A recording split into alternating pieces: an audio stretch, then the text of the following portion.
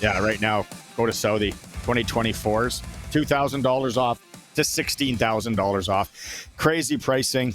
The new king of trucks in Saudi. Benny. Can you give it? Can you give it to us straight here?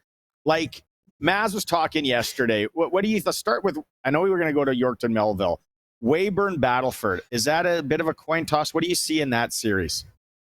Yeah, I think that is. I think Battleford's has been up and down the second half, but goaltending is so huge in the playoffs, and they got two of the best. Justin Merrick, who's had experience in the playoffs with the SJHL, with the runs of the Battlefords a couple of years ago. Then you got Angelo Zoll, who's been good for them all season long. So yeah, that's a toss up for sure. Flin Flon Humboldt, that's a goaltending series as well with Matthew Keeper and Dazza Mitchell, and look even the Melfort Kindersley. Brett O'Halloran's had a great year with Kindersley, and of course you got a couple of guys there in Melfort with Christian Coombs and Madden Malacca. So I think goaltending is going to be a big story here in this postseason.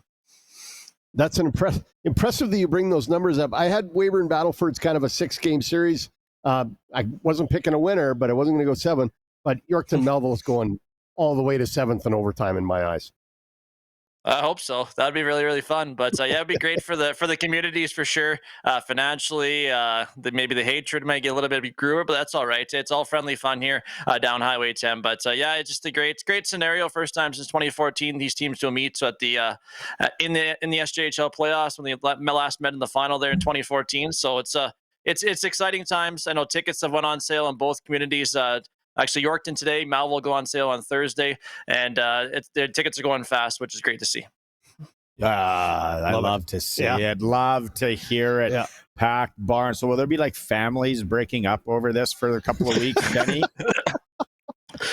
Co-workers in different places, because a lot of people live in Yorkton, work in Melville, or vice versa. So it's gonna be some good community pride, but it's all for fun. I know I've seen driving around Melville, seen a lot of jerseys in the businesses' windows, which is great to see as well already. So, and all with those new lights now you can get, like people have those lighted up. They have their blue and white going on around the community. They got some millionaires logos happening as well. So it's a new way to kind of support your pride here across both cities.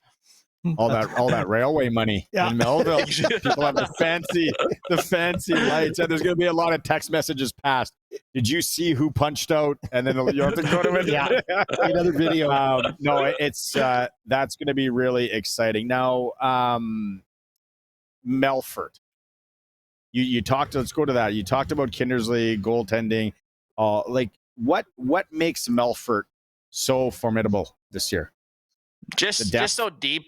Yeah, just so deep. Yeah, like defensively, they're in your face, and when you play them, you know you played them. They kind of run you into the boards, and they run you up and down the ice. And then they got some big D with Nolan Roberts. You got Ty Thornton, Zach Turner, who played with the Swift Current Broncos. He's on the back end, and Nick Andrusiak, who's probably most likely going to be the SJHL Defenseman of the Year. He's one of the candidates for that award. So they're very good. And then up front, maybe they're not as talented as they were last year during their championship run, but they have Riley Cote, who's led the SJHL in scoring with 73 points on the season. So it's a team that's very tough to beat. They don't have any flashy players, but they're just deep up and down the roster, and it's going to be definitely tough for any team here in the SJHL to beat them in 4 games.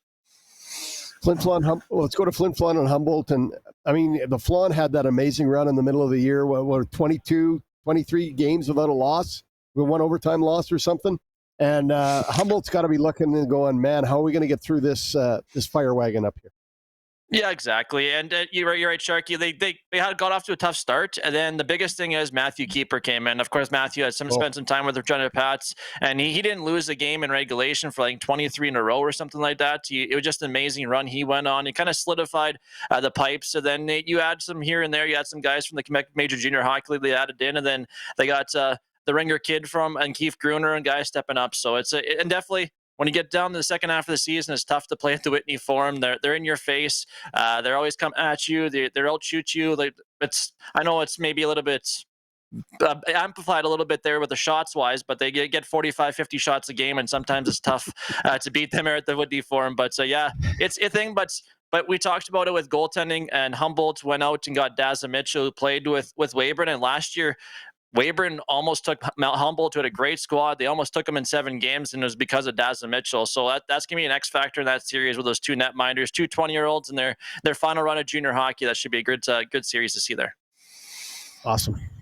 Are you? What are you more looking forward to this weekend? Start of SJHL playoffs, Yorkton Melville, or getting a chance to see Elvis Stojko Saturday night? Yeah, I know. So Saturday night was supposed to be the Terriers' home game, and of course they have to push it up there. But it's a great thing. But yeah, Elvis Stojko in town is going to be entertaining there for the community of Yorkton Melville. So yeah, lots of things happening here in the Parkland region. Isn't that How I didn't picture you following figure skating quite like that, Barney. I only follow Elvis. Okay. And Kurt Browning. I'm just looking up how old he is. Elvis Stojko, 52 years old. There's a picture of him. And you can't even go play rec on Thursday nights. And Elvis and he's is still figure out there skate. twirling. Oh man, good for him. Good for him. Benny, exciting times. I'm not gonna hold you to any predictions or anything like that, but if we have a Saudi mainline worth the drive, maybe first two games, real interesting first two games. Which one?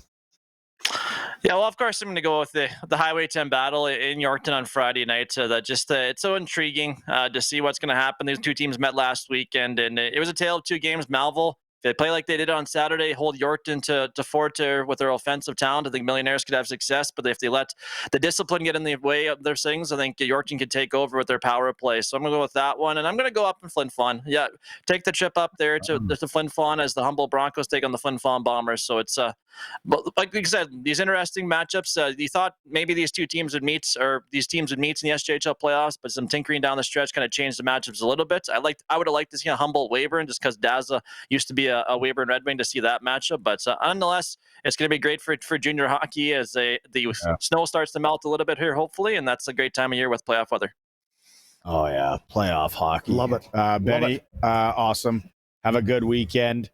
Have fun at the games. Really interested to see how it shakes down, and take some pictures of Elvis for us. I will. I'll send you right to DM you right for sure. Yeah, I'll put it in your collection. And hey, Round Lake, Keniston Senior Provincial A. How about did you hear about the Foam Lake Wilkie game?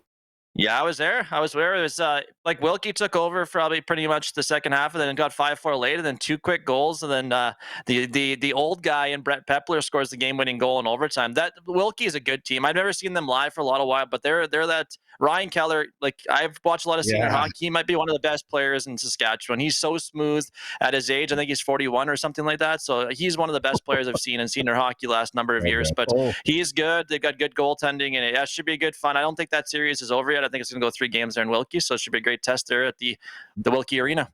Yeah. This is his swan song because he's taken over the Saskatoon Contacts operation. Oh, is he? So he wants to win one more for his hometown of his grandparents. All right, Benny, have a good one, buddy.